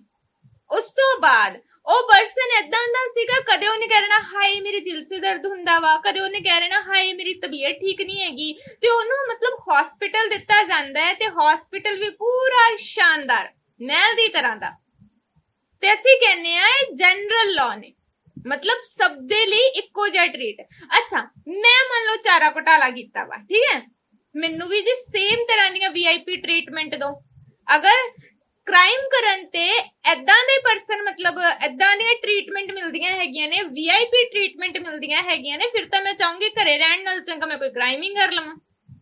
ਇਹ ਤੁਹਾਡੀ ਬੁੱਕ ਬਹੁਤ ਚੰਗੀ ਹੈ ਜਿੱਥੇ ਇਹ ਚੀਜ਼ਾਂ ਲਿਖੀਆਂ ਜਾਂਦੀਆਂ ਨੇ, ਇਕੁਐਲਿਟੀ ਫਲਾਣਾ ਢਿਮਗਾਣਾ ਕੀ ਇਕੁਐਲਿਟੀ ਮਿਲਦੀ ਹੈ ਜੀ, ਫ੍ਰੀडम ਮਿਲਦੀ ਹੈ। ਰਿਐਲਿਟੀ ਇਸ ਤੋਂ ਜਮਾਂ ਹੀ ਉਲਟ ਹੈ। ਰਿਐਲਿਟੀ ਦੇ ਵਿੱਚ ਤੁਸੀਂ ਲੀਡਰ ਹੋ, ਮਤਲਬ ਕਿ ਤੁਹਾਨੂੰ ਜਿਹੜੀ ਸਜ਼ਾ ਹੈਗੀ ਆ ਬਹੁਤ ਘੱਟ ਦਿੱਤੀ ਜਾਏਗੀ, ਠੀਕ ਹੈ। ਦਿੱਤੀ ਤੋਂ ਜਾਂਦੀ ਹੈ, ਮੈਂ ਨਹੀਂ ਕਹਿੰਦੀ ਦਿੱਤੀ ਨਹੀਂ ਜਾਂਦੀ। ਕੁਝ ਪਰਸਨ ਦੇ ਨਾਲ ਤਾਂ ਨਜਾਇਜ਼ ਹੀ ਹੁੰਦਾ ਹੈ, ਠੀਕ ਹੈ, ਸੌਰੀ ਨਜਾਇਜ਼ ਹੀ ਹੁੰਦਾ ਹੈ। ਤਾਂ ਨਜਾਇਜ਼ ਕਿੱਦਾਂ ਸਮਝਦੇ ਹੋ? ਮੈਂ ਤੁਹਾਨੂੰ ਪਹਿਲਾਂ ਵੀ ਕਿਹਾ ਸੀਗਾ ਕਿ ਮੂਵੀ ਦੇਖਣੀ ਹੈ ਸੰਜੇ ਦੱਤ ਦੀ ਸੰਜੂ ਮੂਵੀ, ਮਤਲਬ ਉਹ ਪਰਸਨ ਦੇ ਨਾਲ ਕੀ ਕੁਝ ਨਹੀਂ ਹੋਇਆ, ਠੀਕ ਹੈ। ਕੁਝ ਚੀਜ਼ਾਂ ਕੁਝ ਜਿਹੜੀਆਂ ਮੂਵੀਜ਼ ਮੈਂ ਬੋਲਦੀ ਹੁੰਨੀ ਆ ਕਿ ਦੇਖਣੀਆਂ ਹੈ ਤਾਂ ਦੇਖ ਲਿਆ ਕਰੋ ਉਸ ਚੀਜ਼ ਨੂੰ, ਕੁਝ ਖਰਾਬ ਨਹੀਂ ਕਹਿੰਦੀ ਦੇਖਣ ਦੇ ਲਈ। ਸੰਜੂ ਮੂਵੀ ਦੇਖ ਲੈਣਾ, ਤੁਸੀਂ ਦੇਖੋ ਕਿ ਉਹਦੇ ਨਾਲ ਤੇ ਸਾਡੇ ਨਾਲ ਜੋ ਟ੍ਰੀਟ ਕੀਤਾ ਜਾਏਗਾ ਉਹ ਇਕੁਅਲ ਬੇਸਿਸ ਤੇ ਆ। ਲੇਕਿਨ ਜਦੋਂ ਮੈਂ ਕਹਾਂ ਐਡਮਿਨਿਸਟ੍ਰੇਟਿਵ, ਠੀਕ ਹੈ, ਚਲੋ ਤੁਸੀਂ ਉਹ ਕਹੋਗੇ ਕਿ ਉਹ ਪਰਸਨ ਕਿਹੜਾ ਐਡਮਿਨਿਸਟ੍ਰੇਟਿਵ ਹੈ, ਠੀਕ ਹੈ ਵੀ ਰਿਐਲਿਟੀ ਵੀ ਐਡਮਿਨਿਸਟ੍ਰੇਟਿਵ ਨਹੀਂ ਹੈ, VIP ਟ੍ਰੀਟਮੈਂਟ ਉਸਨੂੰ ਚਲੋ ਖੈਰ ਨਹੀਂ ਮਿਲਿਆ। ਬਟ ਅਗਰ ਆਪਾਂ ਲਾਲੂ ਪ੍ਰਸ਼ਾਦ ਯਾਦਵ ਦੀ ਗੱਲ ਕਰੀਏ ਨਾ, ਤੇ ਉਸਨੇ ਕਦੋਂ ਕ੍ਰਾਈਮ ਕੀਤਾ ਤੇ ਕਦੋਂ ਸਜ਼ਾ ਮਿਲੀ, ਤਾਂ ਇਹ ਥੋੜਾ ਜਿਹਾ ਡਿਸਕ੍ਰਿਮੀਨੇਸ਼ਨ ਲੱਗਦਾ ਹੈ, ਠੀਕ ਹੈ। ਮਤਲਬ ਤੁਸੀਂ ਪੂਰਾ ਇੰਜੋਏ ਕੀਤਾ ਇੰਨੇ ਸਾਲ ਤੇ ਉਸ ਤੋਂ ਬਾਅਦ ਤੁਸੀਂ ਕਹਿੰਦੇ ਹੋ, ਕਹ ਲਓ ਕਿ 20-25 ਸਾਲ ਪੂਰਾ ਇੰਜੋਏ ਕਰ ਰਹੇ ਹੋ, ਫਿਰ ਤੁਹਾਨੂੰ ਪਤਾ ਲੱਗਦਾ ਅੱਛਾ ਤੁਹਾਨੂੰ ਸਜ਼ਾ ਮਿਲਣੀ ਹੈ, ਚਲੋ ਠੀਕ ਹੈ ਘੱਟ ਹੋਣੇ ਆ, ਫਿਰ ਉਹਦਾ ਹਿਸਾਬ ਇਹ ਹੋ ਜਾਂਦਾ ਹੈਗਾ ਵਾ। ਕਹਿੰਦੇ ਹੁੰਦੇ ਇਨਸਾਫ ਮਿਲਣਾ ਹੈ ਤੇ ਨਾਲ ਦੇ ਨਾਲ ਮਿਲੇ, ਨਹੀਂ ਮਿਲਣਾ ਤੇ ਫਿਰ ਰਹਿਣ ਦੇਵੇ, ਕਿਉਂਕਿ ਬਹੁਤੇ ਦੇਰ ਬਾਅਦ ਮੰਗੀ ਹੋਈ ਚੀਜ਼ ਵੀ ਨਾ ਮਜ਼ਾ ਨਹੀਂ ਆਉਂਦਾ। ਤੁਸੀਂ ਪਰਮਾਤਮਾ ਦੇ ਕੋਲ ਕੋਈ ਚੀਜ਼ ਮੰਗਦੇ ਹੋ, ਮੈਨੂੰ ਹੁਣੀ ਦੇ ਹੁਣੀ ਦੇ ਹੁਣੀ ਦੇ, ਨਹੀਂ ਮਿਲਦੀ, ਫਿਰ ਜਦੋਂ ਮਿਲਦੀ ਹੈ ਨਾ ਉਹਦਾ ਇੰਟਰਸਟ ਨਹੀਂ ਰਹਿੰਦਾ। ਇਹ ਰਿਐਲਿਟੀ ਹੈ ਲਾਈਫ ਦੀ ਕਿ ਜਦੋਂ ਅਸੀਂ ਚੀਜ਼ ਮੰਗਦੇ ਆ ਨਾ ਸਾਨੂੰ ਉਸ ਟਾਈਮ ਹੀ ਉਸ ਚੀਜ਼ ਦਾ ਕ੍ਰੇਜ਼ ਹੁੰਦਾ ਹੈ, ਬਾਅਦ ਵਿੱਚ ਮਿਲੀ ਜਾਵੇ ਵਟਐਵਰ ਉਸ ਚੀਜ਼ ਦਾ ਕੋਈ ਕ੍ਰੇਜ਼ ਨਹੀਂ ਰਹਿੰਦਾ ਹੈਗਾ, ਠੀਕ ਹੈ। ਉਸ ਤੋਂ ਬਾਅਦ ਤੁਹਾਡਾ ਹੈਗਾ ਵਾ ਐਡਮਿਨਿਸਟ੍ਰੇਟਿਵ ਲਾ ਦਾ ਮਤਲਬ ਹੈਗਾ ਵਾ, ਪਹਿਲਾਂ ਤਾਂ ਇਹ ਤੁਹਾਡਾ ਇੱਕ ਕਿਸਮ ਦਾ ਜਨਰਲ ਲਾ ਸੀ। ਜਨਰਲ ਲਾ ਦਾ ਮਤਲਬ ਜਦੋਂ ਤੁਹਾਡੇ ਨਾਲ ਇਕੁਐਲਿਟੀ ਕੀਤੀ ਜਾਂਦੀ। ਇਕੁਐਲਿਟੀ ਕਿੱਦਾਂ ਕੀਤੀ ਜਾਂਦੀ ਹੈ? ਜਦੋਂ ਤੁਹਾਡੇ ਨਾਲ ਮਤਲਬ ਇੱਕ ਕਿਸਮ ਦਾ ਟ੍ਰੀਟ ਕੀਤਾ ਜਾਂਦਾ ਹੈ ਇੱਕ ਨਾਰਮਲ ਇਨਸਾਨ ਦੇ ਨਾਲ ਤੇ ਇੱਕ ਐਡਮਿਨਿਸਟ੍ਰੇਟਿਵ ਦੇ ਪਰਸਨ ਦੇ ਨਾਲ ਸੇਮ ਤਰ੍ਹਾਂ ਦਾ ਟ੍ਰੀਟ ਕੀਤਾ ਜਾਏਗਾ, ਉਹਨੂੰ ਬੋਲਿਆ ਜਾਂਦਾ ਹੈ ਜਨਰਲ ਲਾ। ਐਡਮਿਨਿਸਟ੍ਰੇਟਿਵ ਲਾ ਦਾ ਮਤਲਬ ਹੈ ਜਦੋਂ ਸਜ਼ਾ ਜਸਟ ਦਿੱਤੀ ਜਾਏਗੀ ਐਡਮਿਨਿਸਟ੍ਰੇਟਿਵ ਦੇ ਪਰਸਨ ਨੂੰ ਵੈਨ ਜਦੋਂ ਉਹ ਕ੍ਰਾਈਮ ਕਰਦਾ ਵਾ, ਠੀਕ ਹੈ ਬੇਟਾ। ਸੋ ਕਹਿੰਦੇ ਕਿ ਉਹਨਾਂ ਦੇ ਉੱਤੇ ਜਿਹੜੇ ਲਾ ਵਗੈਰਾ ਚੱਲਣਗੇ ਉਸਨੂੰ ਬੋਲਿਆ ਜਾਂਦਾ ਹੈਗਾ ਵਾ। ਨੈਕਸਟ ਤੁਹਾਡਾ ਹੈਗਾ ਵਾ ਕਹਿੰਦੇ ਕਿ kind of law on the basis of the source, ਠੀਕ ਹੈ। ਕਹਿੰਦੇ ਸੋਮਿਆਂ ਦੇ ਆਧਾਰ ਤੇ ਕਾਨੂੰਨ ਦੀਆਂ ਕਿਸਮਾਂ। ਸੋਮਿਆਂ ਦੇ ਆਧਾਰ ਤੇ ਮਤਲਬ ਕਹਿੰਦੇ ਕਿ ਕਾਨੂੰਨ ਹੁਣ ਕਿਹਨਾਂ ਤਰੀਕਿਆਂ ਦੇ ਨਾਲ ਬਣਦਾ ਵਾ ਵੀ ਪਤਾ ਤਾਂ ਹੋਣਾ ਚਾਹੀਦਾ ਵਾ ਨਾ। ਜਿੱਥੇ ਇਹਨਾਂ ਨੇ ਲਿਖਿਆ ਹੈਗਾ ਸਟੈਟੂਟਰੀ ਮਤਲਬ ਉਹਦੀ ਜਗ੍ਹਾ ਦੇ ਉੱਤੇ ਲੈਜਿਸਲੇਟਿਵ ਵੀ ਤੁਸੀਂ ਲਿਖ ਸਕਦੇ ਹੋ, ਠੀਕ ਹੈ। ਲੈਜਿਸਲੇਟਿਵ ਲਾ ਤੁਹਾਨੂੰ ਕੁਝ ਵਰਡ ਜਿਹੜੇ ਹੈਗੇ ਆ ਮੈਂ ਈਜ਼ੀਲੀ ਵੇ ਦੇ ਨਾਲ ਹੀ ਕਰਵਾਉਂਗੀ, ਤਾਂ ਲੈਜਿਸਲੇਟਿਵ ਲਾ ਲਿਖ ਲੈਣਾ ਉਹਦੀ ਜਗ੍ਹਾ ਦੇ ਉੱਤੇ, ਠੀਕ ਹੈ। ਲੈਜਿਸਲੇਟਿਵ ਲਾ ਕਿਹੜੇ ਨੇ? ਵਿਧਾਨਗੀ ਕਾਨੂੰਨ ਕਿਹੜੇ ਨੇ? ਕਹਿੰਦੇ ਕਿ ਜਿਹੜੇ ਕਿ ਪਾਰਲੀਮੈਂਟ ਦੇ ਦੁਆਰਾ ਬਣਾਏ ਜਾਂਦੇ ਨੇ। ਹੁਣ ਲੈਜਿਸਲੇਟਿਵ ਦਾ ਮਤਲਬ ਹੈਗਾ ਵਿਧਾਨਗੀ, ਠੀਕ ਹੈ। ਜਿਹੜੇ ਲਾ ਗਵਰਨਮੈਂਟ ਮਤਲਬ ਪਾਰਲੀਮੈਂਟ ਦੇ ਵਿੱਚ ਬਣਾਏ ਜਾਂਦੇ ਨੇ ਉਸਨੂੰ ਲੈਜਿਸਲੇਟਿਵ ਬੋਲਿਆ ਜਾਂਦਾ ਵਾ। ਕਹਿੰਦੇ ਕਿ ਇਹ ਜਿਹੜੇ ਕਾਨੂੰਨ ਹੈਗੇ ਆ ਕਿਉਂ ਬਣਾਏ ਜਾਂਦੇ ਆ? ਤਾਂ ਜੋ ਕਹਿੰਦੇ ਕਿ ਮਤਲਬ ਕਿ ਕਹਿੰਦੇ ਕਿਹਦੇ ਦੁਆਰਾ ਬਣਾਏ ਜਾਂਦੇ ਆ, ਸੌਰੀ, ਕਹਿੰਦੇ ਇਹ ਲਾ ਜਿਹੜਾ ਹੈਗਾ ਪਾਰਲੀਮੈਂਟ ਤੇ ਉਸ ਤੋਂ ਬਾਅਦ ਸਟੇਟ ਲੈਜਿਸਲੇਟਿਵ ਅਸੈਂਬਲੀ ਜਾਂ ਸਟੇਟ ਲੈਜਿਸਲੇਟਿਵ ਕਾਉਂਸਲ ਵੀ ਬੋਲ ਸਕਦੇ ਹੈਗੇ ਹੋ। ਕਹਿੰਦੇ ਇਹ ਲਾ ਸਭ ਤੋਂ ਪਹਿਲਾਂ ਤਾਂ ਹੈਗਾ ਪਾਰਲੀਮੈਂਟ ਤੇ ਉਸ ਤੋਂ ਬਾਅਦ ਹੈਗਾ ਕਿ ਸਟੇਟ ਲੈਜਿਸਲੇਟਿਵ ਅਸੈਂਬਲੀ ਦੇ ਵੱਲੋਂ ਵੀ ਇਹ ਲਾ ਜਿਹੜੇ ਹੈਗੇ ਨੇ ਬਣਾਏ ਜਾਂਦੇ ਨੇ। ਕਹਿੰਦੇ ਕਿ ਇਸ ਤੋਂ ਇਲਾਵਾ ਇਹ ਕੰਮ ਕਿਹੜਾ ਕਰਦੇ ਨੇ, ਅਸੀਂ ਕਹਿਣਾ ਕਿ ਇਹ ਸੋਸਾਇਟੀ ਦੇ ਲਈ ਲਾ ਬਣਾਉਂਦੇ ਨੇ। ਹਿਊਮਨ ਬੀਇੰਗ ਦੇ ਜਿਹੜੇ ਰਿਲੇਸ਼ਨ ਹੈਗੇ ਨੇ ਗਵਰਨਮੈਂਟ ਦੇ ਨਾਲ ਸੈੱਟ ਕਿੱਦਾਂ ਹੋਣੇ ਨੇ ਇਹਦੇ ਲਈ ਇਹਦੇ ਵਿੱਚ ਲਾ ਬਣਦੇ ਨੇ। ਉਸ ਤੋਂ ਇਲਾਵਾ ਹੈਗਾ ਵੈਲਫੇਅਰ ਦੇ ਲਈ, ਯਾਨੀ ਕਿ ਸੋਸਾਇਟੀ ਦੇ ਵੈਲਫੇਅਰ ਯਾਨੀ ਕਿ ਸੋਸਾਇਟੀ ਦੇ ਕਲਿਆਣ ਦੇ ਲਈ ਕਿੱਦਾਂ ਕੰਮ ਕਰਨਾ ਵਾ, ਇਸ ਲਈ ਲਾ ਬਣਾਏ ਜਾਂਦੇ ਨੇ। ਉਸ ਤੋਂ ਇਲਾਵਾ ਹੈਗਾ ਕਿ ਸਾਡੀ ਸੋਸਾਇਟੀ ਦੇ ਵਿੱਚ ਕਿਸ ਤਰ੍ਹਾਂ ਦੀਆਂ ਪ੍ਰੋਬਲਮ ਚੱਲ ਰਹੀਆਂ ਨੇ, ਜਿੱਦਾਂ ਹੁਣ COVID-19 ਚੱਲ ਰਿਹਾ ਵਾ, ਪਾਰਲੀਮੈਂਟ ਬਹਿੰਦੀ ਹੈ ਨਾ, ਪਹਿਲਾਂ ਤਾਂ ਜੀ ਪਾਰਲੀਮੈਂਟ ਇਸ ਤਰੀਕੇ ਦੇ ਨਾਲ ਲੱਗਦੀ ਹੁੰਦੀ ਸੀਗੀ ਕਿ ਵੱਡੇ ਕਿੰਨੇ ਸਾਰੇ ਬੈਂਚਸ ਲੱਗ ਜਾਂਦੇ ਸੀ, ਉੱਥੇ ਲੀਡਰ ਬਹਿ ਜਾਂਦੇ ਸੀਗੇ, ਠੀਕ ਹੈ, ਆਪਣੀ ਰਾਏ ਦਿੰਦੇ ਸੀ। ਹੁਣ COVID-19 ਚੱਲ ਰਿਹਾ ਵਾ, ਠੀਕ ਹੈ, ਸੋਸ਼ਲ ਡਿਸਟੈਂਸਿਸ ਦਾ ਹੋਣਾ ਜ਼ਰੂਰੀ ਹੈ, ਤਾਂ ਕੀ ਕਰਤਾ ਜਾਂਦਾ ਹੈਗਾ, ਤੁਹਾਨੂੰ ਮੈਂ ਇੱਕ ਮਤਲਬ ਪਿਕਚਰ ਦਿਖਾਉਣ ਦੀ ਕੋਸ਼ਿਸ਼ ਕਰਾਂਗੀ ਕੱਲ ਤੱਕ ਵੀ। ਮਤਲਬ ਲੀਡਰ ਜਿਹੜੇ ਹੈਗੇ ਆ ਸਾਡੇ, ਜਿਹੜੇ PM ਹੈਗੇ ਆ ਦੂਰ ਬੈਠੇ ਹੁੰਦੇ ਆ, ਉਸ ਤੋਂ ਇਲਾਵਾ ਵੱਖਰੀਆਂ ਚੇਅਰ ਤੇ ਦੂਰ ਜਾ ਕੇ ਪਰਸਨ ਬਿਠਾਏ ਹੁੰਦੇ ਆ ਸੋਸ਼ਲ ਡਿਸਟੈਂਸਿਸ ਦੇ ਲਈ। ਕਹਿੰਦੇ ਇਹਦਾ ਕੰਮ ਵੀ ਕੀ ਹੈਗਾ ਕਿ ਲੋਕਾਂ ਦੇ ਵੈਲਫੇਅਰ ਦੇ ਲਈ ਕੰਮ ਕਰਨ ਦਾ, ਜਿਹੜਾ ਲੋਕਾਂ ਦੇ ਵੈਲਫੇਅਰ ਦੇ ਲਈ ਅਸੀਂ ਕਿਹੜਾ ਕੰਮ ਕਰਨਾ ਵਾ, ਇਹਦੀਆਂ ਮੀਟਿੰਗਾਂ ਕਰਵਾਈਆਂ ਜਾਂਦੀਆਂ ਨੇ, ਠੀਕ ਹੈ, ਮੀਟਿੰਗਾਂ, ਸੌਰੀ ਗਲਤ ਵਰਡ ਬੋਲਤਾ, ਮੀਟਿੰਗਸ ਕਰਵਾਈਆਂ ਜਾਂਦੀਆਂ ਨੇ।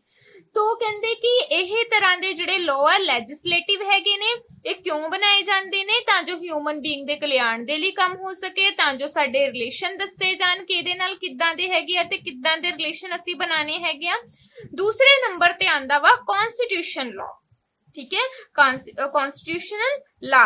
ਕਹਿੰਦੇ ਕਨਸਟੀਟਿਊਸ਼ਨਲ ਲਾ ਜਿਹੜੇ ਹੈਗੇ ਇਹ ਕਿਉਂ ਬਣਾਏ ਜਾਂਦੇ ਆ, ਕਹਿੰਦੇ ਇਹ ਤਾਂ ਬਣਾਏ ਜਾਂਦੇ ਆ ਤਾਂ ਜੋ ਹਿਊਮਨ ਬੀਇੰਗ ਹੈਗਾ ਜਿਹੜਾ ਟਾਈਮ ਟੂ ਟਾਈਮ ਆਪਣੇ ਜਿਹੜੇ ਹੈਗੇ ਆ ਸੁਸਾਇਟੀ ਦੇ ਵਿੱਚ, ਚਾਹੇ ਉਹ ਡੇ ਬਾਏ ਡੇ ਕੰਮ ਹੈਗੇ ਨੇ ਜਾਂ ਫਿਰ ਉਸਨੂੰ ਕਿਸੇ ਟਾਈਪ ਦੀ ਕੋਈ ਪ੍ਰੋਬਲਮ ਹੈ, ਉਸਦਾ ਕੋਈ ਰਾਈਟ ਹਾਰਮ ਕੋਈ ਕਰ ਰਿਹਾ ਹੈ, ਉਸਦੇ ਰਾਈਟਸ ਨੂੰ ਕੋਈ ਨੁਕਸਾਨ ਪਹੁੰਚਾ ਰਿਹਾ ਹੈਗਾ ਵਾ, ਤੇ ਕਹਿੰਦੇ ਕਿ ਇਹ ਤਾਂ ਬਣਾਏ ਜਾਂਦੇ ਨੇ। ਕਹਿੰਦੇ ਟਾਈਮ ਟੂ ਟਾਈਮ ਇਹਦੇ ਵਿੱਚ ਨਾ ਅਮੈਂਡਮੈਂਟ ਵੀ ਕੀਤੀਆਂ ਜਾਂਦੀਆਂ ਨੇ। ਸ਼ਾਇਦ ਮੈਂ ਤੁਹਾਨੂੰ ਪਹਿਲਾਂ ਵੀ ਦੱਸਿਆ ਸੀ, ਅਮੈਂਡਮੈਂਟਸ ਦਾ ਮਤਲਬ ਹੁੰਦਾ ਹੈ ਚੇਂਜਸ ਹੋ ਜਾਣਾ ਹੈ, ਠੀਕ ਹੈ ਬੇਟਾ। ਚੇਂਜਸ ਹੋ ਜਾਣਾ ਉਸਨੂੰ ਕਿਆ ਬੋਲਦੇ ਆ, ਅਮੈਂਡਮੈਂਟਸ। ਮਤਲਬ ਕਿ ਤੁਹਾਨੂੰ ਵਰਡ ਜਦੋਂ ਅਮੈਂਡਮੈਂਟਸ ਆਂਦਾ ਹੈ ਨਾ, ਇਹ ਨਾ ਸਮਝੋ ਕਿੰਨਾ ਔਖਾ ਵਰਡ ਹੈ, ਮਤਲਬ ਇਹਦਾ ਸੋਂਧ ਹੁੰਦਾ ਹੈ, ਸੋਂਧ ਮਤਲਬ ਚੇਂਜਸ ਕਰ ਦੇਣਾ। ਹੁਣ ਮੈਂ ਕਹੂੰਗੀ ਜਿਹੜੀਆਂ ਚੀਜ਼ਾਂ ਦੀ ਜ਼ਰੂਰਤ ਮੈਨੂੰ ਅੱਜ ਹੈ, ਕੀ ਸ਼ੋਰਿਟੀ ਹੈ ਉਹੀ ਚੀਜ਼ਾਂ ਦੀ ਜ਼ਰੂਰਤ ਅੱਜ ਤੋਂ ਮੈਨੂੰ 3 ਸਾਲ ਬਾਅਦ ਵੀ ਪਏਗੀ, ਕੋਈ ਸ਼ੋਰਿਟੀ ਨਹੀਂ ਹੈ, ਠੀਕ ਹੈ। ਇਹਦਾ ਮਤਲਬ ਹੈ ਚੇਂਜਸ ਦੀ ਜ਼ਰੂਰਤ ਹੈ, ਲੇਕਿਨ ਅਗਰ ਕਨਸਟੀਟਿਊਸ਼ਨ ਨਹੀਂ ਹੋਏਗਾ ਤਾਂ ਉਹਦੇ ਵਿੱਚ ਚੇਂਜਸ ਵੀ ਨਹੀਂ ਹੋਣਗੀਆਂ। ਸੋ ਅੱਜ ਦੇ ਟਾਈਮ ਪੀਰੀਅਡ ਦੇ ਵਿੱਚ ਸਾਡੇ ਕੋਲ ਕਨਸਟੀਟਿਊਸ਼ਨ ਲਾਅ ਹੈ, ਦੈਟ ਲਾ ਹੈ, ਇਹਦਾ ਮਤਲਬ ਹੈ ਕਿ ਉਹਦੇ ਵਿੱਚ ਕੁਝ ਚੇਂਜਸ ਵੀ ਕਰਨੀਆਂ ਪੈਣਗੀਆਂ। ਸੋ ਉਹਦੇ ਵਿੱਚ ਚੇਂਜਸ ਕਰਨ ਦੇ ਲਈ ਇੱਕ ਮਤਲਬ ਯੂਜ਼ ਕੀਤਾ ਜਾਂਦਾ ਹੈ ਵਰਡ ਅਮੈਂਡਮੈਂਟ। ਉਹਦੇ ਕਰਕੇ ਮਤਲਬ ਸਿਸਟਮ ਦੇ ਵਿੱਚ ਅਸੀਂ ਕੁਝ ਚੇਂਜਸ ਅਗਰ ਲਿਆਣਾ ਹੋਵੇ ਤਾਂ ਅਸੀਂ ਉਹ ਲਿਆ ਸਕਦੇ ਹਾਂ। ਉਸ ਤੋਂ ਬਾਅਦ ਹੈਗਾ ਜੀ ਕਾਮਨ ਲਾ। ਕਾਮਨ ਲਾ ਜਿਹੜਾ ਹੈਗਾ ਵਾ ਇਹ ਤਾਂ ਬਣਾਇਆ ਜਾਂਦਾ ਵਾ ਤਾਂ ਜੋ ਜਿਹੜੇ ਵੀ ਰੀਤੀ ਰਿਵਾਜ, ਠੀਕ ਹੈ, ਜਿਹੜੀਆਂ ਵੀ ਕਨਵੈਨਸ਼ਨਸ ਵਗੈਰਾ ਹੁੰਦੀਆਂ ਨੇ, ਕਹਿੰਦੇ ਕਿ ਉਹਦੇ ਅਕੋਰਡਿੰਗ ਕੋਈ ਵੀ ਫੈਸਲਾ ਲਿਆ ਜਾਵੇ, ਉਹਦੇ ਅਕੋਰਡਿੰਗ ਕੋਈ ਵੀ ਜਿਹੜੀ ਹੈਗੀ ਆ ਸਿਚੁਏਸ਼ਨ ਨੂੰ ਹੈਂਡਲ ਕੀਤਾ ਜਾਵੇ, ਤਾਂ ਜਿਹੜੇ ਹੈਗੇ ਆ ਕਾਮਨ ਲਾ ਜਿਹੜੇ ਹੈਗੇ ਆ ਉਹ ਬਣਾਏ ਜਾਂਦੇ ਆ। ਕਹਿੰਦੇ ਕਿ ਇਹ ਜਿਹੜੇ ਲਾ ਹੈਗੇ ਆ ਨਾ ਸ਼ੁਰੂ ਦੇ ਵਿੱਚ ਤਾਂ, ਕਿਉਂਕਿ ਨਾਰਮਲ ਤੁਸੀਂ ਦੇਖੋ ਕਿ ਪੁਰਾਣੇ ਟਾਈਮ ਪੀਰੀਅਡ ਦੇ ਵਿੱਚ ਸਾਡੇ ਕੋਲ ਨਾ ਤਾਂ ਕੋਈ ਅਦਾਲਤ ਸੀ, ਨਾ ਸਾਡੇ ਕੋਲ ਕੋਈ ਕਨਸਟੀਟਿਊਸ਼ਨ ਸੀ। ਅਗਰ ਕਿਸੇ ਚੀਜ਼ ਦੀ ਪਨਿਸ਼ਮੈਂਟ ਹੁੰਦੀ ਸੀ ਤੇ ਕਿਹਦੇ ਦੁਆਰਾ ਹੁੰਦੀ ਸੀਗੀ, ਆ ਸਾਡੇ ਕਾਮਨ ਲਾ ਰੀਤੀ ਰਿਵਾਜਾਂ ਦੇ ਅਕੋਰਡਿੰਗ। ਅੱਜ ਦੇ ਟਾਈਮ ਪੀਰੀਅਡ ਦੇ ਵਿੱਚ ਚਾਹੇ ਰੀਤੀ ਰਿਵਾਜ ਜਿਹੜੇ ਹੈਗੇ ਇੰਨੇ ਮਾਇਨੇ ਨਹੀਂ ਰੱਖਦੇ, ਬਟ ਇੱਕ ਰਿਐਲਿਟੀ ਇਹ ਹੈ ਕਿ ਜਦੋਂ ਵੀ ਕੋਈ ਲਾ ਬਣਦਾ ਹੈ ਨਾ, ਜਦੋਂ ਵੀ ਕਿਸੇ ਟਾਈਪ ਦਾ ਕੋਈ ਵੀ ਲਾ ਬਣਦਾ ਹੈ, ਰੀਤੀ ਰਿਵਾਜਾਂ ਨੂੰ ਪਹਿਲਾਂ ਦੇਖਿਆ ਜਾਂਦਾ ਹੈ, ਕਨਵੈਨਸ਼ਨਸ ਨੂੰ ਪਹਿਲਾਂ ਦੇਖਿਆ ਜਾਂਦਾ ਹੈ ਕਿ ਸਾਡੇ ਦੁਆਰਾ ਬਣਾਇਆ ਗਿਆ ਕੋਈ ਲਾ ਕਿਤੇ ਇਹਨਾਂ ਦੇ ਅਗੇਂਸਟ ਤਾਂ ਨਹੀਂ ਜਾ ਰਿਹਾ, ਠੀਕ ਹੈ। ਮੈਂ ਜੀ ਲਾ ਬਣਾਵਾਂ, ਕਹਿ ਲੋ ਕਿ ਮੁਸਲਮਾਨ ਜਿਹੜੇ ਹੈਗੇ ਆ, ਮੈਂ ਕਿਸੇ ਦੇ ਅਗੇਂਸਟ ਨਹੀਂ ਜਾ ਰਹੀ, ਜਸਟ ਇੱਕ ਐਗਜ਼ਾਮਪਲ ਹੈਗੀ ਆ, ਠੀਕ ਹੈ, ਕਿਸੇ ਨੇ ਆਪਣੇ ਉੱਤੇ ਨਹੀਂ ਲੈਣੀ। ਤੋ ਕਹਿੰਦੇ ਕਿ ਅਗਰ ਮੈਂ ਰੂਲ ਬਣਾਵਾਂ ਕਿ ਜਿਹੜੇ ਮੁਸਲਮਾਨ ਹੈਗੇ ਆ ਉਹਨਾਂ ਨੂੰ, ਆਵਾਜ਼ ਕੱਟ ਰਹੀ ਹੈ ਮੇਰੀ, ਠੀਕ ਹੈ, ਬਾਕੀਆਂ ਨੂੰ ਆ ਰਹੀ ਹੈ ਕੰਪਲੀਟਲੀ ਕਿ ਨਹੀਂ ਆ ਰਹੀ? ਯੈਸ ਔਰ ਨੋ ਦੇ ਵਿੱਚ ਐਟਲੀਸਟ ਮੈਨੂੰ ਜਵਾਬ ਦੇ ਦਿਓ। ओके, होप सो कि आवाज मेरी क्लियर ही आवे। ठीक है, तो चलते हैं।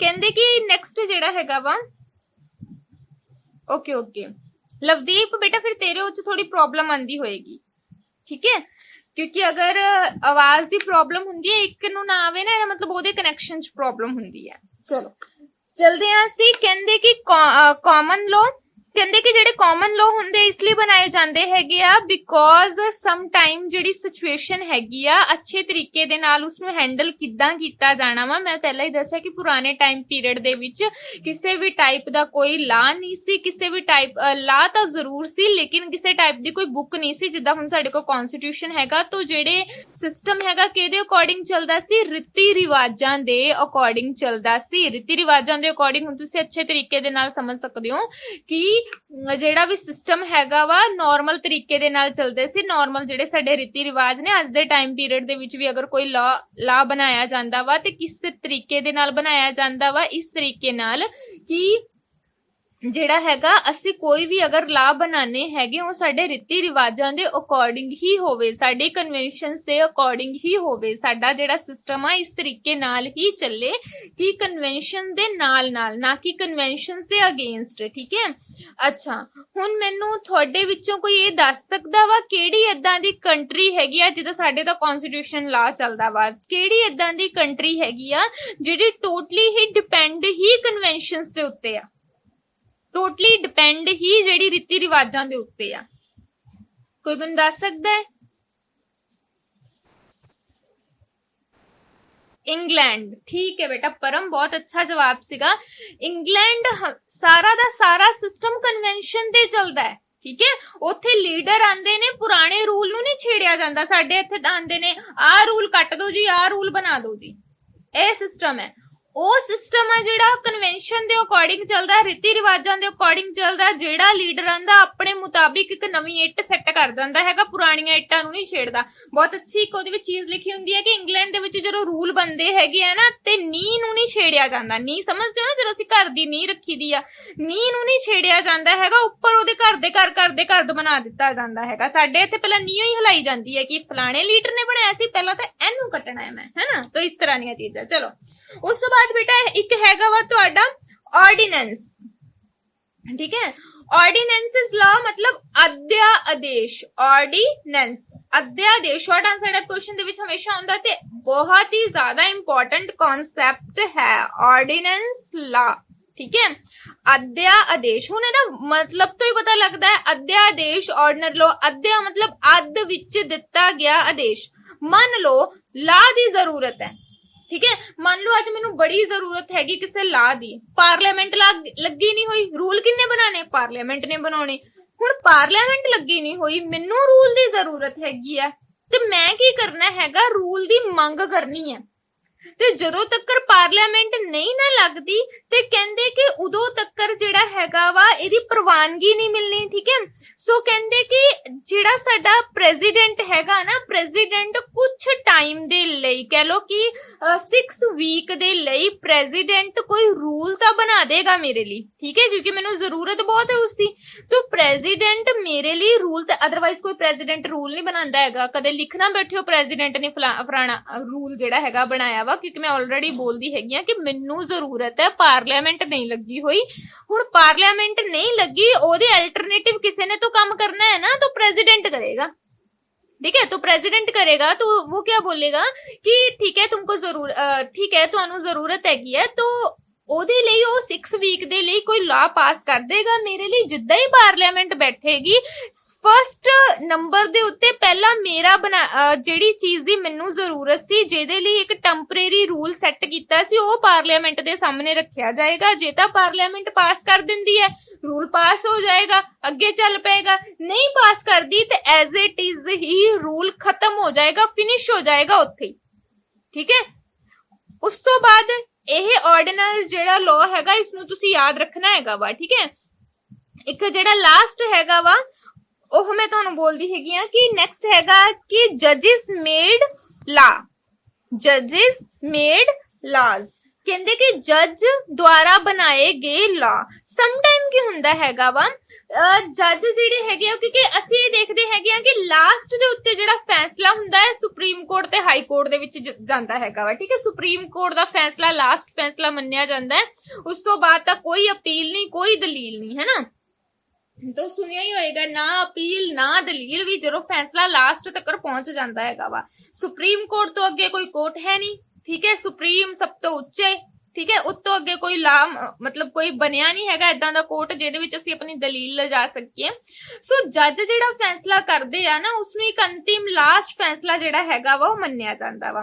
ਹੁਣ ਜੱਜ ਜਿਹੜਾ ਫੈਸਲਾ ਕਰਨਗੇ, ਅਗਰ ਉਹ ਲਾਸਟ ਫੈਸਲਾ ਹੋਏਗਾ, ਤੁਸੀਂ ਆਪ ਹੀ ਮੰਨ ਕੇ ਚੱਲੋ ਕਿ ਮਤਲਬ ਬਾਈ ਚਾਂਸ ਸਾਨੂੰ ਕਿਸੇ ਲਾ ਦੀ ਜ਼ਰੂਰਤ ਹੈਗੀ ਆ। ਇੱਕ ਇਹ ਵੀ ਚੀਜ਼ ਤੁਸੀਂ ਯਾਦ ਰੱਖਣੀ ਹੈਗੀ ਆ ਕਿ ਜੱਜ ਕਦੇ ਲਾ ਨਹੀਂ ਬਣਾਉਂਦੇ, ਉਹ ਬਣਾਏ ਗਏ ਲਾ ਦੀ ਨੂੰ ਐਕਸਪਲੇਨ ਕਰ ਦੇਣਗੇ, ਲੇਕਿਨ ਆਪ ਕਦੇ ਲਾ ਨਹੀਂ ਬਣਾਉਂਦੇ। ਹੁਣ ਮੰਨ ਲਓ ਸਾਨੂੰ ਜ਼ਰੂਰਤ ਹੈ, ਠੀਕ ਹੈ, ਮੰਨ ਲਓ ਕੋਈ ਕ੍ਰਾਈਮ ਹੀ ਨਵਾਂ ਹੋਇਆ ਵਾ, ਠੀਕ ਹੈ, ਪਹਿਲਾਂ ਉਹਦੇ ਬਿਹਾਫ ਦੇ ਉੱਤੇ ਕੋਈ ਸਜ਼ਾ ਸੈੱਟ ਨਹੀਂ ਹੋਈ ਹੈਗੀ। ਸੋ ਜਿਹੜੇ ਜੱਜ ਹੋਣਗੇ ਨਾ, ਉਹ ਆਪਣੀ ਇੰਟੈਲੀਜੈਂਸ ਦੇ ਨਾਲ, ਆਪਣੀ ਤਿਰਖ ਬੁੱਧੀ ਦੇ ਨਾਲ ਕੋਈ ਵੀ ਲਾ ਕ੍ਰੀਏਟ ਕਰ ਦੇਣਗੇ। ਹੁਣ ਜੱਜ ਦੁਆਰਾ ਬਣਾਇਆ ਗਿਆ ਲਾ ਹੀ ਇੱਕ ਅੰਤਿਮ ਲਾ ਹੋਏਗਾ, ਜੱਜ ਦੁਆਰਾ ਬਣਾਇਆ ਗਿਆ ਕਾਨੂੰਨ ਹੀ ਇੱਕ ਅੰਤਿਮ ਕਾਨੂੰਨ ਹੋਏਗਾ, ਠੀਕ ਹੈ।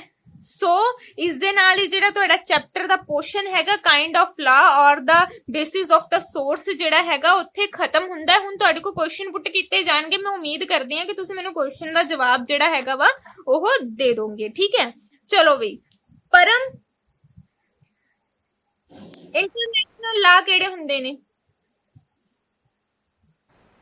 ਇੰਟਰਨੈਸ਼ਨਲ ਲਾ ਕਿਹੜੇ ਲਾ ਹੁੰਦੇ ਨੇ?